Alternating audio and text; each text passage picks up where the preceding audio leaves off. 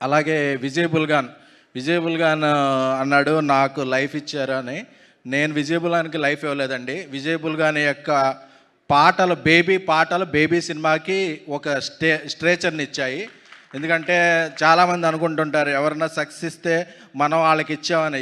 ఎవరికి ఇవ్వండి. ఎప్పుడైనా మనం కలిసి పనిచేస్తే అది టీం వర్క్ నుంచి వస్తాయి. అంతేకాను మనం భ్రమపడుతుంటాం మనం ఎవరికో ఇచ్చామని. బట్ ఎవరికైనా ఇచ్చేది captain of the ship. Only director మాత్రమే ఇవ్వగలడు ఎవరికైనా. సో విజయ్కి చాలా కమిట్మెంట్ ఎక్కువ.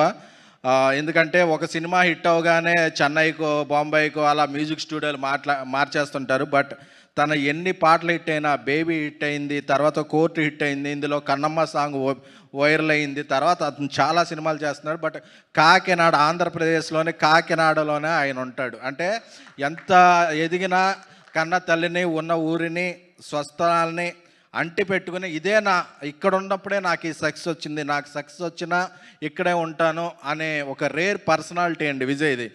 విజయ్ నువ్వు అక్కడ ఉంటున్నావు, మాకు సాంగ్స్ ఇవ్వాలంటే ఇబ్బంది అయిపోతుందన్నా సరే అతను ఒక నవ్వుతుంటాడు. నవ్వు చూస్తే ఇక మనం ఏం అనలేం.